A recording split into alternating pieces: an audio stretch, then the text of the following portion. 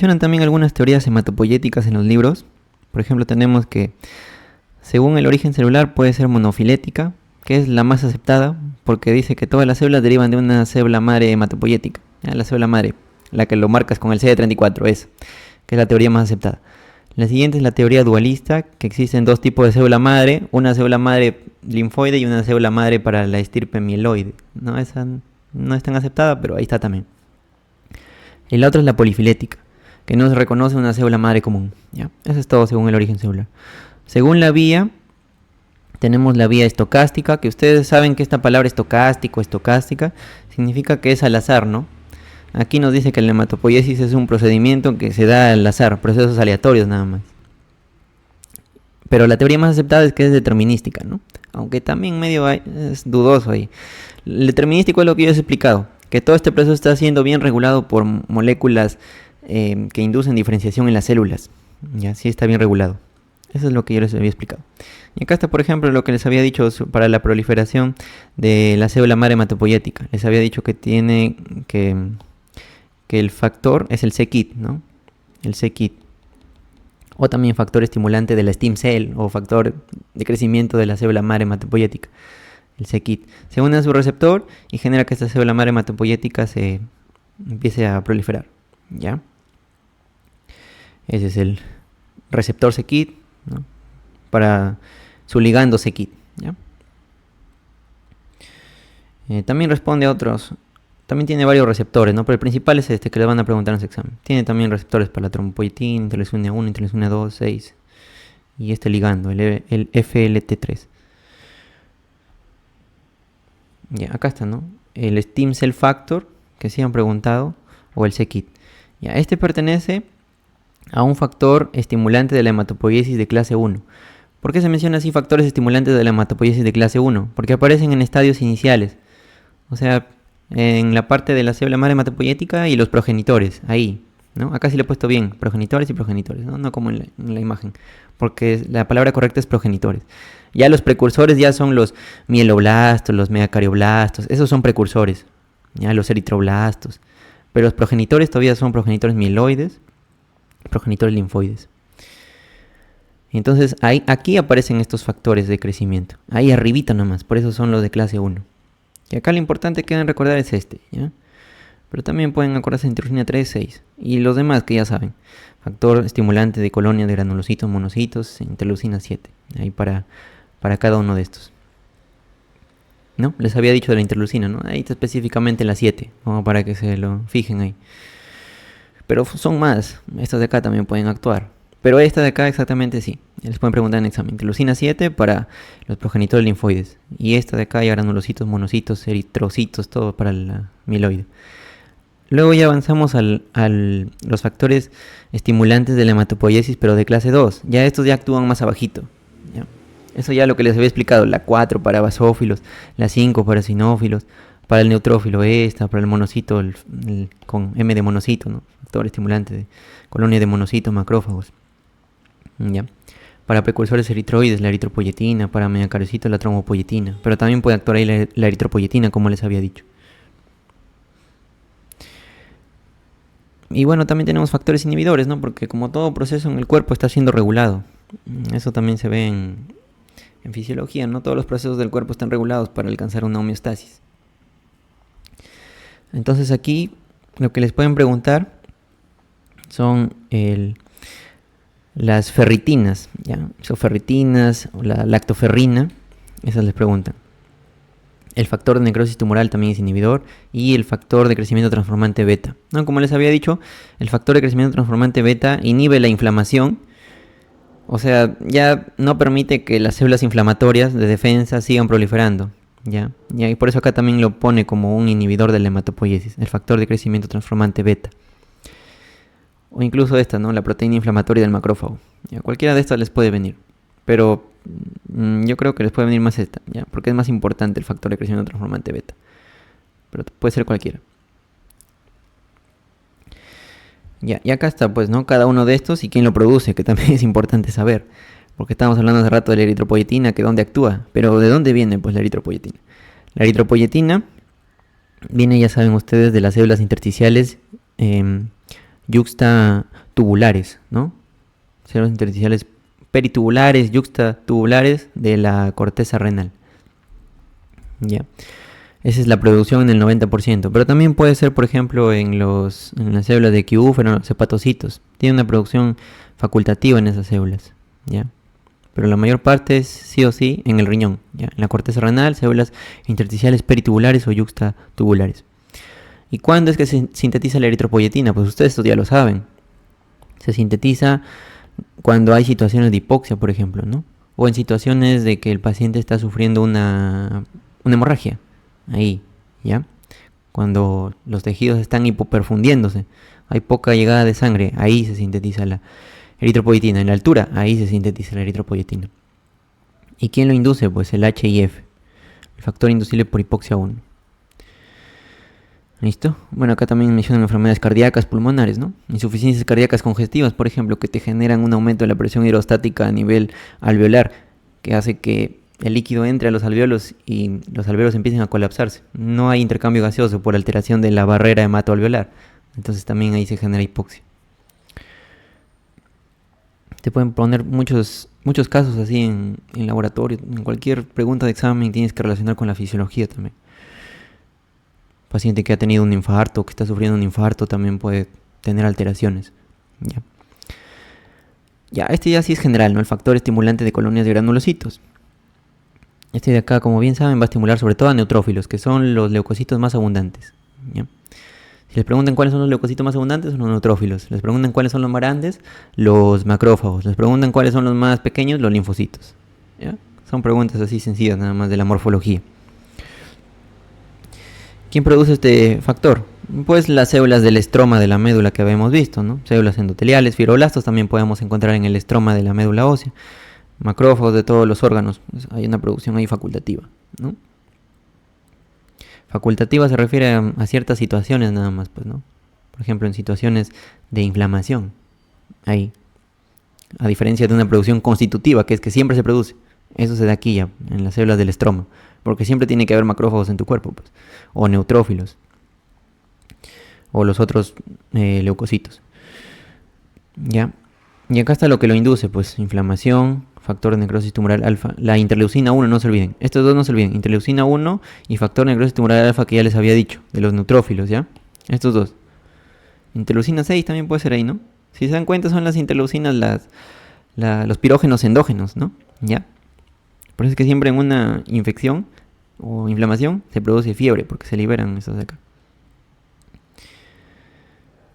Ya, este también es general, ¿no? Factor estimulante de colonias de granulocitos y macrófagos. Y ahí están las células que estimula, pues en su propio nombre lo dice, ¿no? Lo liberan las mismas células también del estroma, ¿ya? Y actúan sinérgicamente, como menciona acá, con la eritropoyetina para estimular el linaje celular eritroide, con la trombopoyetina para estimular los progenitores megacariocíticos. Recuerden que la EPO con la TPO, eritropoyetina y trombopoyetina, estimulan a los megacariocitos, ¿ya? Es importante para la clínica de la anemia ferropénica, como ya les había explicado. Trombopoyetina. Ya, la trombopoyetina, ¿quién la sintetiza? El hígado, ya, producción constitutiva y facultativa. También tenemos el riñón y el músculo esquelético. Todos esos órganos producen trombopoyetina, ¿ya? Pero el principal es el hígado. El principal es el hígado. ¿Y cuándo se induce la formación de trombopoyetina? Pues cuando, por ejemplo, hay situaciones en las que haya un sangrado, por ejemplo, porque es la función de las plaquetas, ¿ya? O inflamación también. En inflamación muchas veces te lleva a cuadros de aumento de las plaquetas, ¿ya? Por la interleucina 6. La interleucina 6 es muy importante, esta interleucina, porque también está metida en la anemia por enfermedad crónica. ¿Ya? Cuando veamos anemias, ahí vamos a ver un tipo específico de anemia, que es la anemia por enfermedad crónica, en la que también aumenta la interleucina 6, y la interleucina 6 estimula a una proteína que es la hepcidina. Muy importante la hepcidina, seguro se acuerdan un poco por fisiología. La hepcidina degradaba a la ferroportina de la membrana vasolateral del enterocito, y de esa manera inhibía la absorción de hierro. Entonces, si hay una situación de inflamación por enfermedad crónica, digamos enfermedad renal crónica, diabetes, o quizás el paciente tiene cáncer, que es un estado proinflamatorio el cáncer. empieza a sintetizar más hepcidina y la hepcidina degrada con mayor facilidad la ferroportina y no deja absorber el hierro y se genera anemia ferropénica, perdón, anemia por enfermedad crónica, ¿ya? Anemia por enfermedad crónica, que es un tipo específico ahí también de anemia. De anemia microcítica, ¿ya? Que ya eso aparte lo vamos a aclarar más adelante en anemias. Es un tremendo capítulo. Luego tenemos este factor estimulante de células madre, ¿ya? O el c-KIT, ligando c-KIT. Ligando de c-KIT, ¿ya? Este de acá es producido igualito por las células del estroma de la médula, que ya saben cuáles son. Ahí está. Actúa sinérgicamente con la interleucina 3 también, con la trombopoyetina, con el factor estimulante de colonia de granulocitos para estimular las células madres hematopoyéticas, ¿ya? Su principal diana del c-KIT, la célula madre hematopoyética, o factor estimulante de la célula madre hematopoyética. Y por último tenemos ¿no? Que es el ligando de FLT3 o tirosina quinasa parecida al FMS, ¿ya? Es otro factor de crecimiento, otro estimulante de la hematopoiesis, ¿ya? Y este de acá es sintetizado por linfocitos T y células estromales de la médula ósea. Y su diana es la célula madre, ¿ya? Es así, es única la célula madre en eso, el FLT3. Y su concentración va a aumentar en una pancitopenia. ¿A qué se refiere con pancitopenia? Pancitopenia, pan es todo. Penia es que hay una disminución, ¿ya? Hay una disminución de todas las células de la médula ósea. Eso es pancitopenia. Van a encontrar ustedes leucopenia, anemia y trombocitopenia o plaquetopenia. Esa es la pancitopenia. Cuando solamente hay disminución de 2 de esos 3 grupos que les he mencionado, se llama bicitopenia. Y ya cuando solamente hay uno, ya pues cada uno es específico, anemia, leucopenia o trombocitopenia. Ahora sí, vamos a pasar a los leucocitos, ya pues, la parte importante de la clase del día de hoy, la serie blanca. Entonces, respecto a la serie blanca, ya les he explicado un poquito. Tiene una parte, por la parte de los granulocitos, que vienen de la línea mieloide, y otra parte de la línea linfoide con los linfocitos, ¿no? Y ahí las características no son tan necesarias como ya les había dicho, y en la anterior diapositiva ya les he explicado cuáles son los factores de crecimiento y estimulantes para cada una de ellas. Pero vamos a recordar al toque, ¿ya? Entonces acá les voy preguntando y escriben por el chat rapidito, ¿ya? Así rapidito. De neutrófilos, ¿quién estimulaba aquí? ¿Qué interleucina? ¿Y qué otro factor? 2 nada más les dije que tienen que aprenderse. ¿Cuál estimulaba aquí en neutrófilos?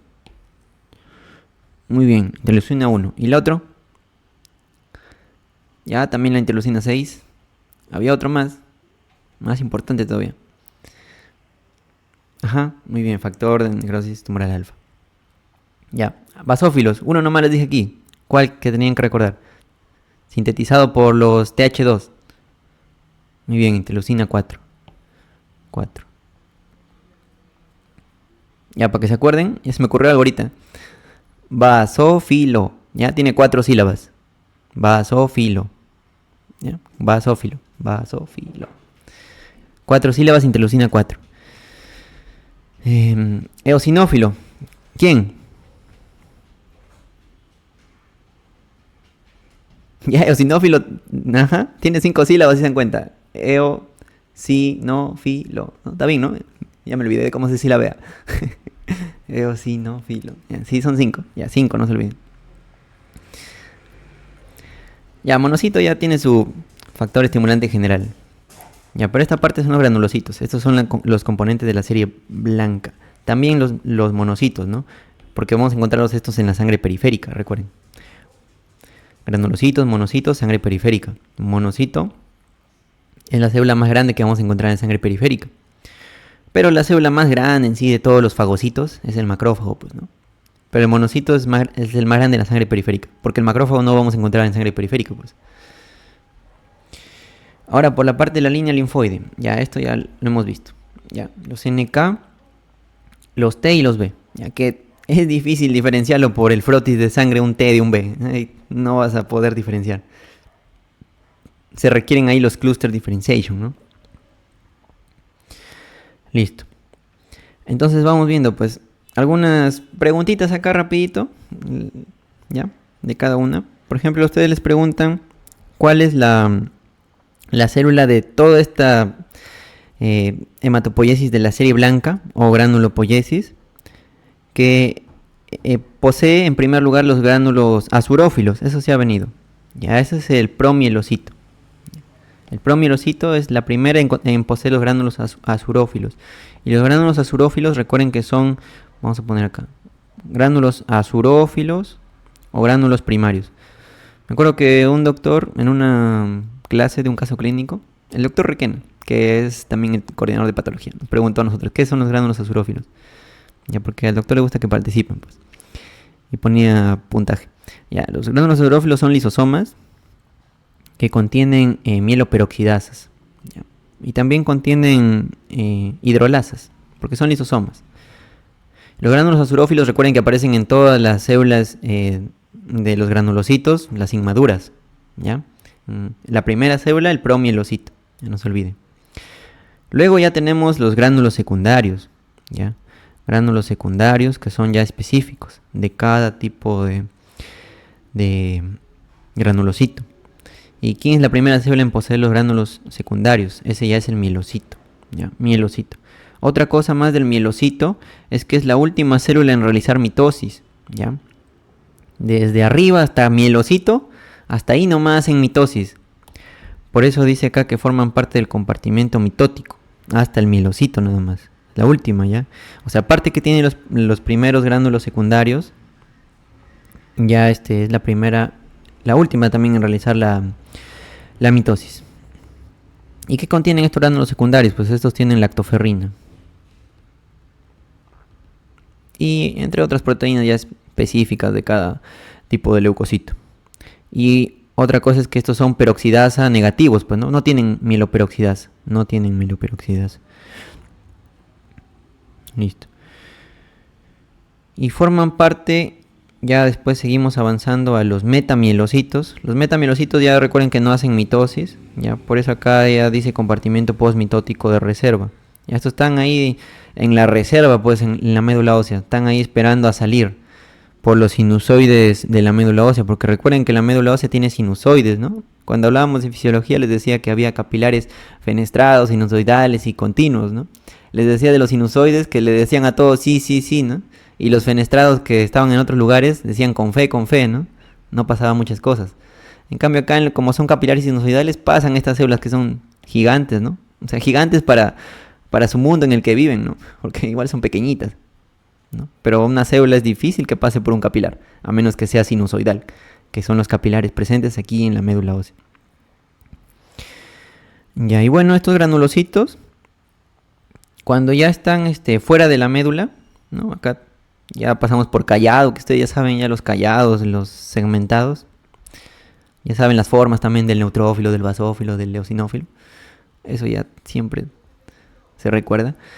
Pero cuando ya están fuera de la médula, pueden estar en dos compartimentos, ¿ya? 50-50, mitad-mitad. 50%, alrededor de más o menos 10 horas, ahí van intercambiando entre compartimentos. Están en la sangre, ¿ya? Ese es el torrente sanguíneo o compartimento circulante, torrente sanguíneo. Hay que poner acá la sangre, ¿no? Ya, más fácil. Y el compartimento marginal lo forman las paredes de las vénulas capilares.